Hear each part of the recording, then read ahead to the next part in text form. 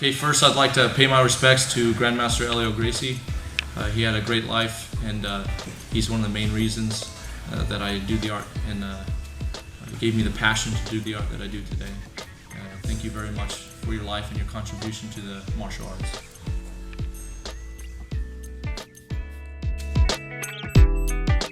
Well, I'm going to answer that question as if you have the choice. A lot of times the structure of the class chooses that for you. But if you have off time, I think body mechanics and body movement is most important. For example, snake move. In how many situations can we use snake move in jiu-jitsu? Almost every single escape requires the ability to create space, use that space with technique, thus your escape comes. So getting really good at snake move to your knees, and then shoulder rolls and ukemi, I think are key. And I say ukemi, most dojos, well, this is an assumption, but in judo, ukemi is a primary fundamental technique. In jiu-jitsu, sometimes it is, maybe. But in my opinion, it should, whether you're doing jiu-jitsu or judo, ukemi is extremely important.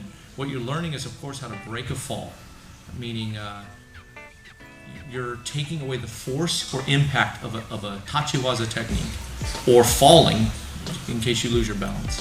You're redirecting that so that it doesn't impact your body, so that you don't take damage, so that you don't get the air knocked out of you.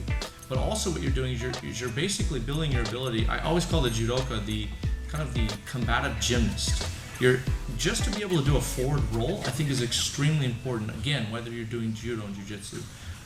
Rolling out of sweeps, for example, is a kind of a indirect benefit from practicing ukemi. So on the onset, I think for a white belt, it's very important to learn how to use your own body. I remember Flavio Canto told me, he's a champion judoka, a bronze medalist in the Olympics. He told me that you must learn how to control your own body before you can control your opponent. And spending the time with him, I saw that kind of philosophy in action. And I really emphasized the ability to control your own body, have precise movement before you have precise technique.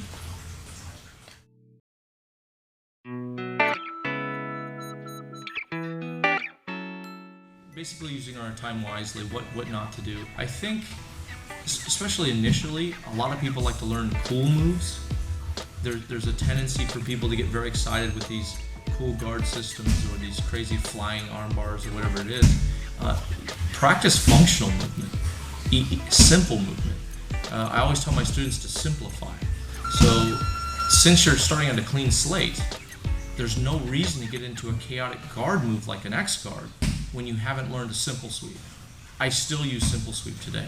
I use simple sweep probably as much as I use X guard. And I'm a black belt and I've trained everywhere. So we want to really simplify and get down to the more functional movement to control an opponent. Hype and excitement tend to thwart the attention of students. Keep it simple. A great book is Jiu-Jitsu University. Again, people always want flashy. I do a lot of flashy stuff, but the people that I can beat, I beat with very functional, very simple movements.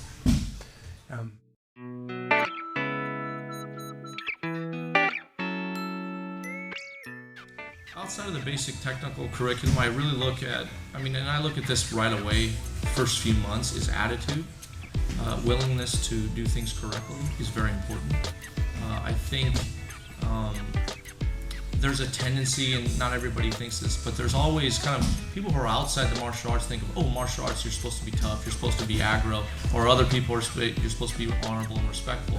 Honorable and respectful are the most important, I think, very conducive for learning. If you look at my fighters that fight in the UFC, the best ones I call martial artists. The ones that struggle with being a martial artist. Listening to your instructor, paying attention to what's the advice he's giving you, and really believing in the technique, I think, is very important. So attitude is the biggest. I always say, like, I'm huge into movies. Rambo, he said, your mind is your most powerful weapon. Without a doubt, that is true. If your mind's not right, you're not going to compete well. If your mind's not right, you're not going to really get, if we look at percentages, you're maybe going to absorb 30% of said practice, that practice, or what was the technique of the day. So if you come in with a good attitude, put all your stuff, your family and everything kind of aside in your mind and just focus. The Last Samurai, they're talking about too many minds. I don't want to mind the person watching me. I don't want to mind, the traffic, the guy that cut me off in traffic. I want to come in kind of with a Zen attitude, very focused attitude. I'm here. This is my hour of practice. I love jiu-jitsu. Let's kind of absorb 90 to 100% of that class. As far as reaching blue belt, being able to kind of not master that, but being able to control your ego is very important, also along the lines with attitude. And then if you can do that, learning the technique is the easy part. To me, the technique is simple. Controlling someone when they don't want to be controlled on the ground, I did it standing my whole life. That's the chore. And that, you got to move and you got to get crazy. In this, it's a very controlled environment. So I think attitude is most important. And I'm not going to say, oh, this level of technique or you excel here, because it boils down to individual. There's no way I do have a curriculum, but there's no way that curriculum is going to say, because you don't understand my curriculum or you don't excel at the curriculum, you're not going to move forward. Because there's many people that their guards are better than their passing ability, because they're flexible. So there's many things outside my control. Dedication, time that they can put into the art. Many things outside my control, so that we want to just focus on attitude, and attitude, in my opinion, takes care of a lot of those obstacles. Does that make sense? Makes sense.